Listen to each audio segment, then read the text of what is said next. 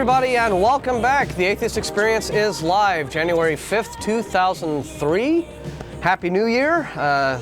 First show of 2003. Oh, 03. Boy, it's just, this century's hit the ground running, hasn't it? That's cool.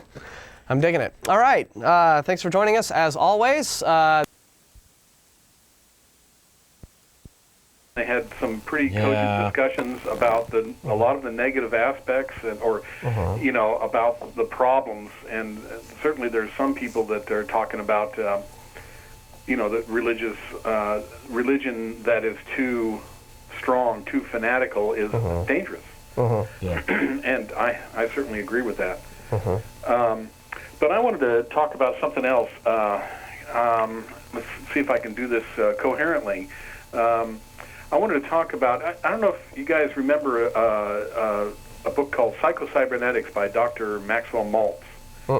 Yeah, I read that back in the 60s when I was really young. And what he talked about, he was talking about belief systems and that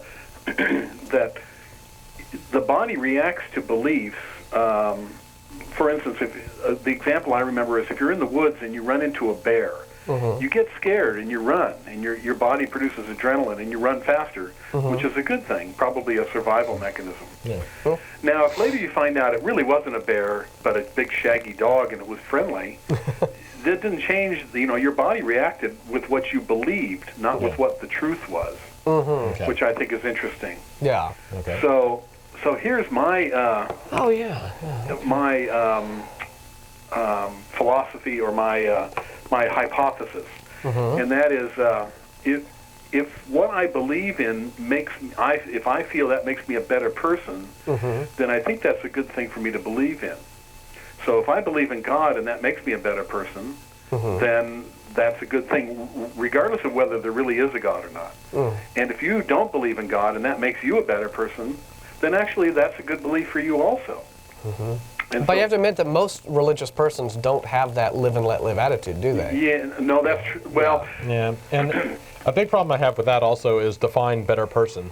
If better person is ridding the world of infidels, it may not be the best thing in the world. That's true. Okay, and I have to admit that there certainly could be a lot of interpretation for that. But I have a different problem with it entirely, and that is that it all comes down to, how important is it to care about what's true? Okay, what matters more? That people are believing what they feel like and feeling good and being good people as a result of it? Or that we acknowledge that there are some things that are just plain true, some ideas that are valid and that can be confirmed through examination and through evidence, and that there are some ideas that are just, however touchy-feely, huggy they might be, are just nonsense. They just aren't true. And at a certain point you have to ask, if you are willing to accept as an ethical or a moral issue that it's okay for someone to believe a falsehood because it makes them happy or it makes them a better person or what have you, then does truth have any value at all? Is there any point to truth? Does it matter? Is it valid? That's a good question. And the first thing that I ask is, what is truth? How can you prove anything is true?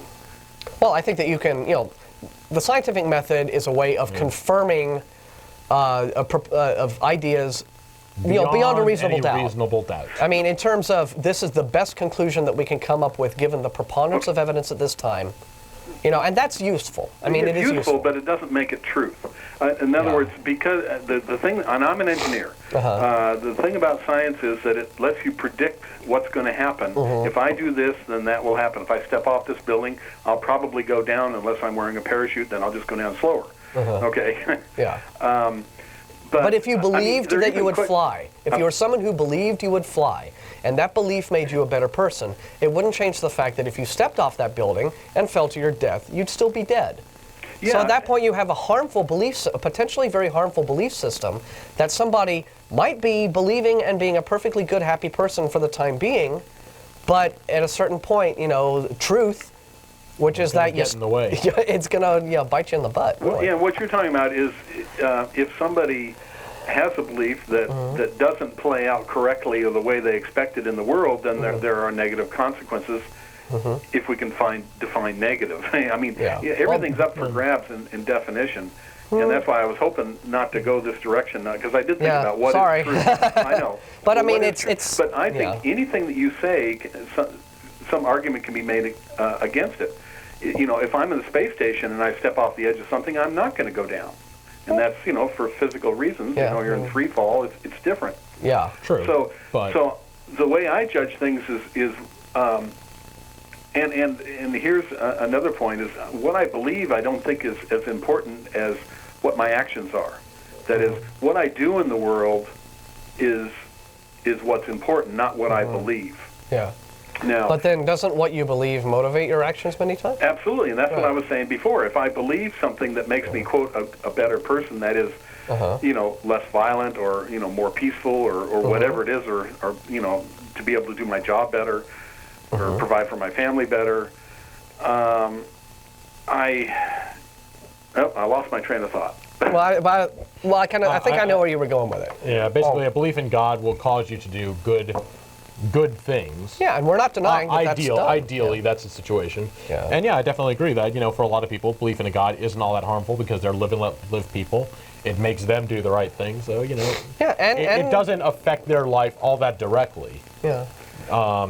And so, yeah, I have no big problem with that. It's when they start trying to impose their belief on me, or they start doing wacky stuff because of their beliefs. Or they just deny that anyone who has a belief system different than theirs can possibly have that, you know, like any belief system that isn't mine is bad and wrong. Right. And we can't even talk to each other. We have to war with each other. Yeah, and that's what religion does. Well, that's not all religions. It's not all religion, okay. but the main monotheistic religions really have a bad track record of not being tolerant of the guys on the other block. Yeah, and the other thing I'd like to say it's the people in those religions, not the religions themselves. But the people make the religion. I mean, it's a two-way street. I mean, the people are part of the religion. They make the religion. The religion evolves and morphs based upon the attitudes and the actions of the people within it.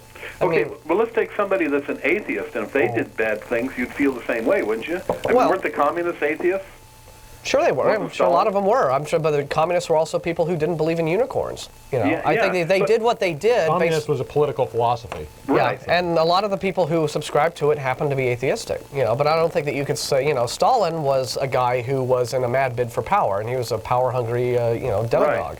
Right. But you know, he did what he did based upon that lust for power, not necessarily because he was an atheist, any more than, you know, so you could say that someone who goes out, who is a religious person, who goes out and you know, does something that's bad, like you know, or like cheats on his wife or something. You know, they're not doing that. It's not their religion that warped them into this whole confused sense of morality to where they think that, you know, they're just like anyone else. They made a mistake. They did a bad thing. So you can't always necessarily peg a person's philosophy to everything they do.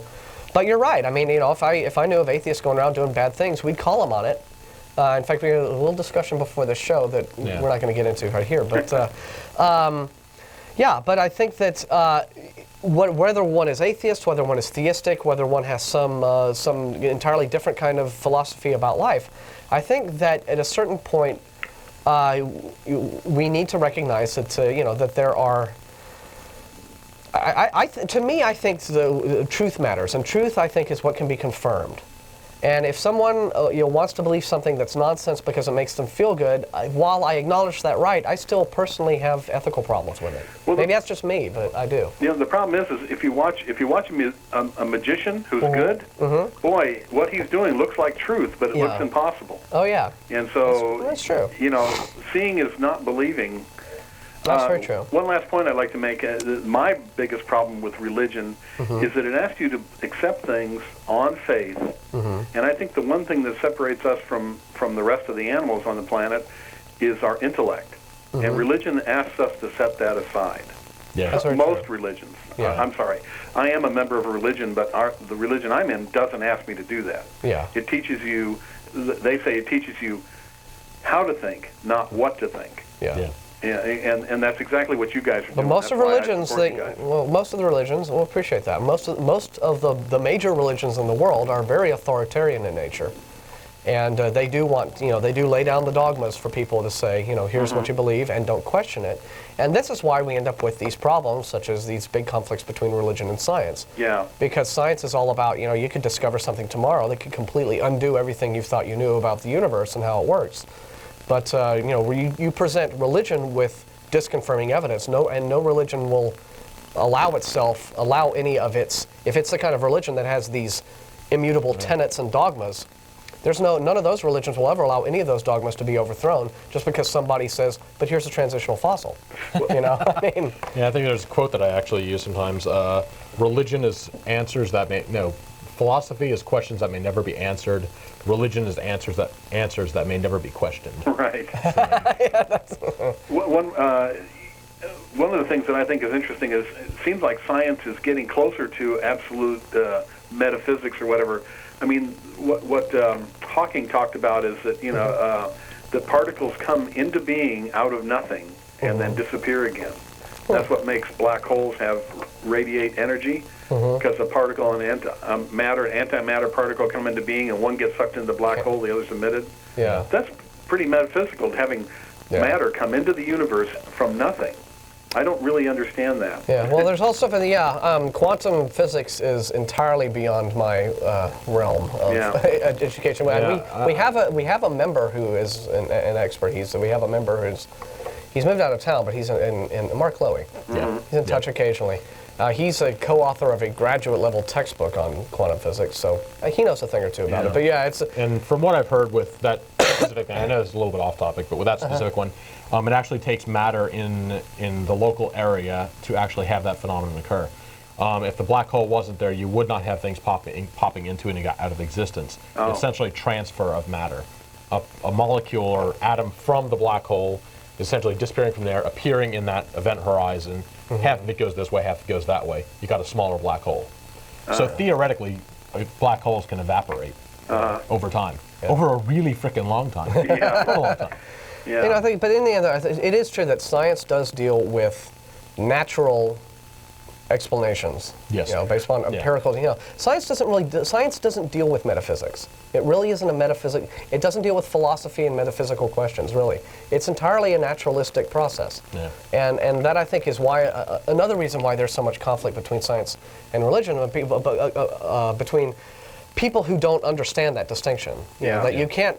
It's quite possible that you can't really use God or science to prove the existence of distant supernatural beings. But in that regard, then you have to wonder, well, I mean, are other modes of investigation just as valid? And I don't know that they are, but it's interesting. That's why we're here, to talk about cool stuff like that. And to reference the conversation you were having before I got on here, one of the things that just because I think the argument was, if you don't understand something, it must be supernatural. Now, just because you don't understand how the mechanism of something doesn't mean that it's supernatural. It could be just science we haven't discovered yet. Exactly. And there's got to be a lot of that left. There's a lot of that left. There's a whole future left. Yeah.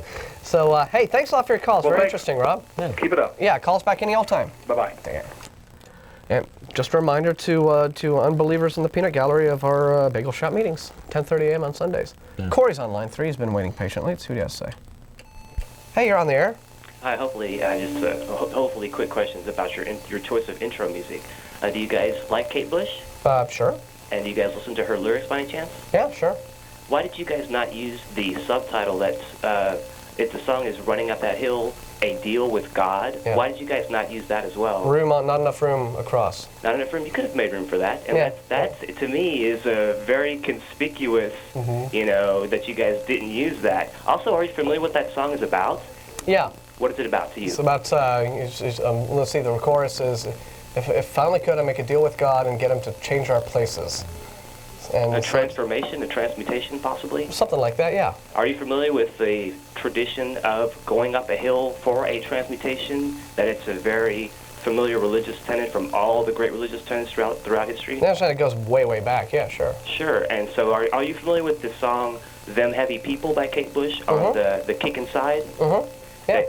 She says they read me Gurdjieff and Jesu. Do you guys know who G.I. Gurdjieff was?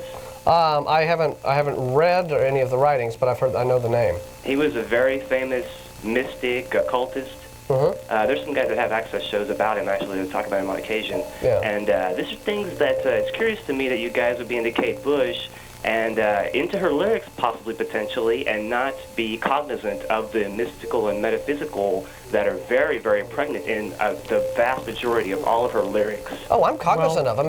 There's an important thing to point out here, too, also. Sure, please. Several members of the group are big Buffy fans. Just because we watch Buffy the Vampire Slayer doesn't mean that, we believe vampires are out there. It's still a neat concept. It's still good, mythology and stuff. Yeah. Even if, I don't necessarily believe in God, but hey, we have stories are good. We have atheists have just as strong an appreciation of art as anyone else, and we understand a lot of art is religiously motivated. And I don't. You don't have to be theistic or even devoutly Catholic to appreciate the Sistine Chapel ceiling, which I think is a stunning work of art. But yeah, we often will have religious-themed songs for our opening music, and whether they're pro or anti, it's just fun to dig up some song that has a religious theme of some nature, and and just use it to open the show with. And if it's by somebody good like Kate Bush, then all the better. Okay, well, I like a lot of musicians who have very metaphysical, in many cases, almost theistic ideas presented in their lyrics. Doesn't necessarily mean I agree with the ideas presented, but as artists, I respect them and admire them. But at some level, perhaps subconsciously, you're grasping to that ideology, that archetype. No probably more than vampires and demons. Yeah, probably not. I mean, no, probably not. Well, regardless of your cognizance of that or not, those things are permeating your unconscious mind, and they are becoming a part of you at that level, whether you realize it or not. Wow. So whether I believe it or not, I really want to believe in God. Our vampires. Yeah, Well, vampires. just to reemphasize and reiterate, that song, Running Up That Hill, is subtitled A Deal with God. A Deal with God. And there is a very important reason why she titled it that, and the significance of the lyrics, like I said, very much relate to God and religion and that whole process of one becoming God, actually. Yeah, well, the whole album that song is on is looking at it right now. about death and transformation, especially with all the second half of it. Transformation, again, we come back to that theme. Yeah. Isn't Okay. art awesome? Sorry, say again? Isn't art awesome? Yes, indeed. Yes, Yeah. very much so. We need I think it's it's a sign of it's one of the many things that makes us distinguish as humans, our ability to express ourselves artistically, whatever our points of view. And it's funny how the art and God and these things spiritual do move in mysterious ways, as I mentioned earlier, and how that does tend to infiltrate, if you want to use that term, or somehow invade our consciousness at some level. So I don't want to take up too much more of your time, but thank you for taking my call, and thanks for your show. All right, thanks very much. Bye-bye. Take care. Oh my God. It's permeated you. No. Yeah. Oh, that was fun. All right, let's see.